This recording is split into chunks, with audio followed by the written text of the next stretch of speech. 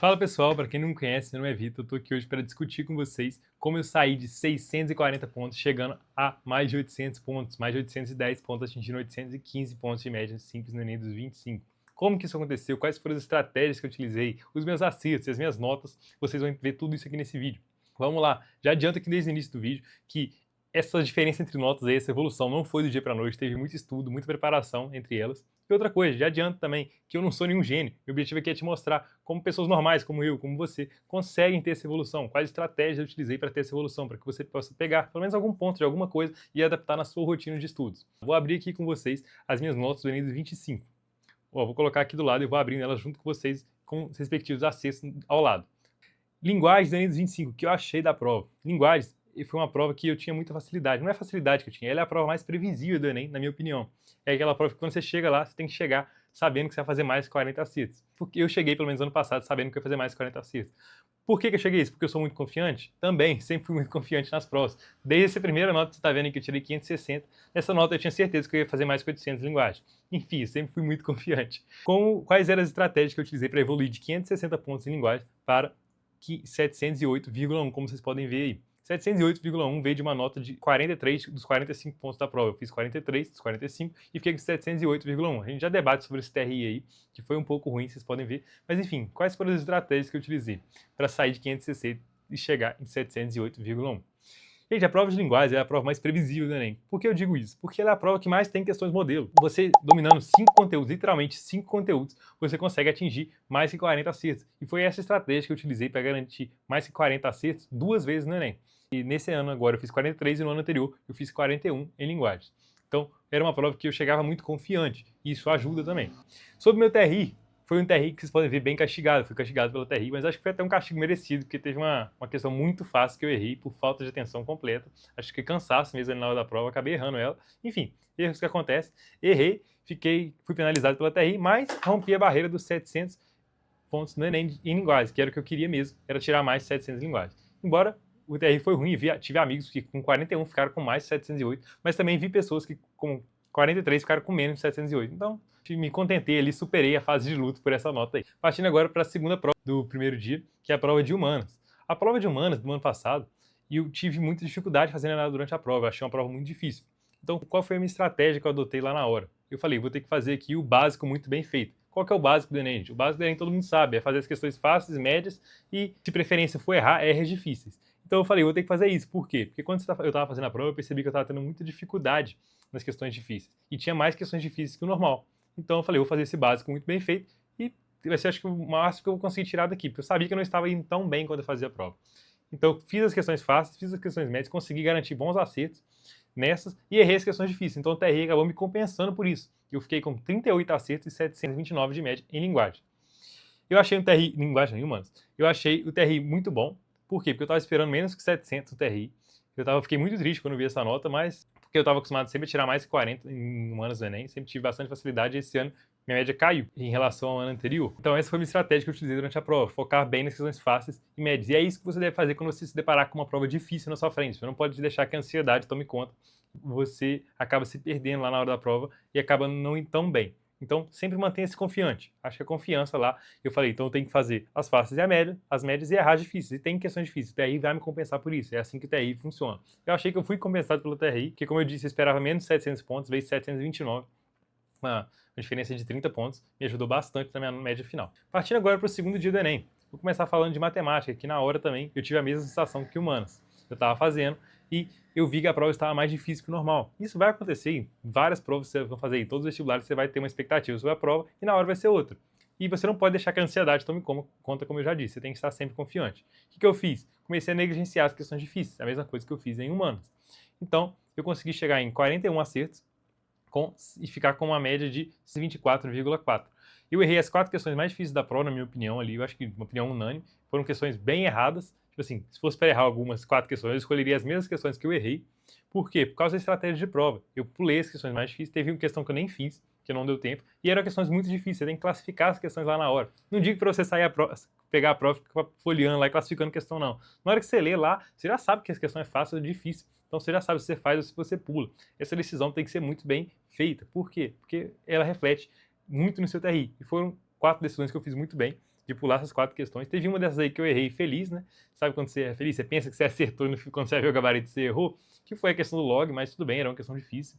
Eu fiz ela lá, e porque eu gostava de log, tinha facilidade com log, mas não era o que eu estava pensando que era para fazer. Eu errei feliz, e acho que muita gente errou feliz também, que ela foi considerada, acho que a mais difícil da prova, por causa de uma interpretação dúbia que tinha lá. Agora, falando um pouco sobre a prova de natureza. A prova de natureza do Enem dos 25, eu achei ela bem parecida, bem no padrão de cobrança do Enem, bem parecido com o ano anterior dos 24.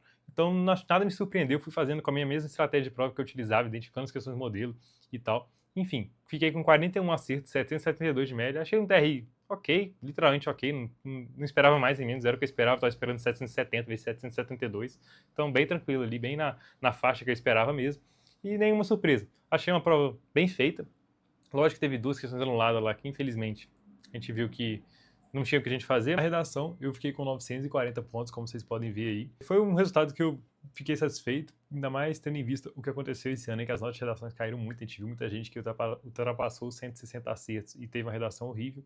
Então eu fiquei satisfeito. Se você somar todos os meus acertos, a gente vai encontrar 163 acertos, que ultrapassa os 90% de acerto na prova toda do Enem. Isso me garantiu aproximadamente 815 de média, dá 814,94. E com essa nota eu consegui ser aprovado em medicina em todas as faculdades federais que estavam no SISU que teve no início do ano de 2025. Agora eu quero debater com vocês aqui quais foram as estratégias que eu utilizei para alcançar, ter essa evolução aí, quais foram as estratégias que eu utilizei durante meu ano de preparação, que fez eu alavancar minha nota, ultrapassar os 800 de média aí. A primeira coisa que eu quero falar com vocês, e acho que vai ser o que eu mais vou discutir com vocês aqui, é a revisão. A revisão é o que faz você ser aprovado, é o que te tira da universidade e ao mesmo tempo que te coloca na universidade. Por que eu digo isso? Porque a revisão, durante toda a sua preparação, é o mais fácil de ser negligenciado. Porque revisar é difícil, gente. Revisar é difícil, não é sentar ali e ler, não. Revisar é realmente difícil. Por que é difícil? Primeiramente, você tem matéria para ver ainda, você está com uma semana de aula atrasada, aonde que você vai revisar? Revisar é difícil.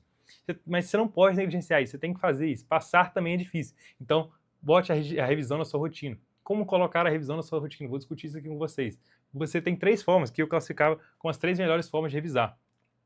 A primeira delas, são 2 formas, vai. A primeira ninguém vai fazer, mas a gente gostava de fazer de vez em quando, que era sentar com seus amigos e conversar sobre o conteúdo. A gente sentava lá, me fala tudo que você sabe sobre Sócrates aí, a gente falava. Aí, me fala então sobre Atenas, o que você sabe sobre Atenas aí? Vamos falar um pouco de PG, lembra da forma da soma da PG aí?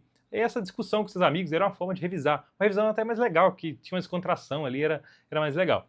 Mas todo mundo sabe que quando a gente está com um grupo de amigos, ninguém quer falar sobre Sócrates, ninguém quer falar sobre PG. Mas eu fazia bastante com meus amigos. Mas agora, partindo para o segundo ponto, não, o terceiro eu vou deixar o mais importante aqui, que foi o que eu mais utilizei. O segundo ponto são os simulados, gente. Mas não é só fazer simulado. Todo mundo sabe que simulado é importante, porque ele simula lá no dia do Enem. Mas você não pode só fazer simulado. O mais importante do simulado é a correção. Se for para fazer um simulado e não corrigir, acho que nem faça. Porque o mais importante é a correção. Você vê o que você está errando, você identificar as suas lacunas. É isso que te faz evoluir. Porque o que adianta você fazer um simulado, errar PG, e no próximo simulado você errar PG de novo, e no próximo errar PG de novo? Você não vai evoluir, você tem que corrigir o simulado. A correção é a chave para um bom simulado. E qual a frequência fazer simulado? Eu gostava de fazer um simulado por semana. E lógico, quanto mais próximo da prova, eu aumentava esse número. Agora eu quero discutir com vocês o terceiro ponto de revisão, que foi o que fez realmente mudar a minha preparação. Porque eu acho que quem passa no Enem é quem está em constante contato com todo o conteúdo. Com o conteúdo que você estudou em fevereiro e com o conteúdo que você estudou em dezembro. Isso tudo tem que estar fresco na sua memória. E a forma de deixar isso fresco que eu achei foi fazer listas de revisões. O que são as listas de revisões? São questões bem feitas, questões selecionadas, que você seleciona e faz o mínimo de questão possível, que você revise o máximo de conteúdo possível. Então é uma questão que aborde vários tópicos do conteúdo, para que você consiga identificar qual tópico você está errando, qual tópico você tem uma lacuna e depois revisar, fazer uma revisão teórica se precisar. Eu gostava de fazer essas revisões por questões bem selecionadas, não é questões aleatórias, não é abrir sua apostila e fazer questão. Senão você fica lá fazendo 3 horas de questões e a única coisa que você fez foi Pitágoras, repetindo a mesma coisa em todas as questões. Isso aí não é questão de revisão. A questão de revisão ela tem que abordar vários tópicos da matéria com o mínimo de questão possível. Então calma aí, se você quiser entender mais sobre o que é uma lista de revisão, como funciona uma lista de revisão, aproveita, primeiro link da descrição, a VLEP está distribuindo uma lista gratuita, 100% gratuita. Você só mandar mensagem que você já recebe automático uma lista de revisão para você praticar e ver como funciona. Valeu! Isso foi o que eu utilizei no meu último ano de preparação. E eu fazia o quê? Com qual frequência eu fazia essas listas de revisões? Toda semana, gente. Lógico que em janeiro eu não fazia uma lista de revisão, porque não tem nem o que revisar em janeiro. Eu estou começando a estudar agora. Então, dependia do período, eu colocava mais listas de revisões ou menos listas de revisões. Quanto mais próximo da prova, obviamente, mais listas de revisões. No período que a gente está agora, ali, julho, eu fazia em média 2 listas de revisões ou 3 por semana. para não deixar esquecer o conteúdo que eu tinha visto em fevereiro. Isso é muito importante, porque, como eu disse, quem passa é quem está em constante contato com todo o conteúdo da prova. Quem está fresco com o conteúdo que você estudou em fevereiro, em março, abril, até o dia da prova, que é em novembro. Enfim, acho que a lista de revisão é o grande segredo. Ah, mas revisar é muito difícil. Por quê? Porque a gente não sabe o que revisar. A gente não sabe como revisar, a gente não sabe o que revisar, e no meio daquela rotina acaba sendo fácil de negligenciar. Então, se você puder, terceirize o fardo de revisar. Deixe que alguém prepare essas listas para você, deixe que alguém cuide da sua revisão, alguém que te ajude a corrigir o simulado. Então, se puder, terceirize os simulados, terceirize as revisões. E como terceirizar as revisões? Eu vou divulgar para vocês uma plataforma de revisão. Ela te envia listas de revisões semanais, ela faz a revisão do seu simulado com você, prepara listas de acordo com as suas dificuldades. Terceiriza isso, gente. Por quê? Porque se você puder que alguém só te envie essa lista, você só faça, essa pessoa analise com você os seus erros, é muito mais fácil do que você parar e montar essas listas. Eu perdia muito tempo montando essas listas e foi por isso que eu comecei a utilizar agora a plataforma de revisão. Se você quiser mais informações sobre essa plataforma, é o primeiro link aí na descrição. Enfim, pessoal, essa foi a minha evolução, essas foram as dicas que eu tenho para mostrar aqui para você. E para mim, como eu reforço, o mais importante é revisar e, ao mesmo tempo, o mais difícil é revisar. Então, tenha muita atenção como você vai fazer esse jogo de cintura aí com a revisão. Não negligencie, é ela que te coloca e é ela que te tira da faculdade. Foque na primeira parte, é ela que te coloca na faculdade. Um abraço, fiquem com Deus.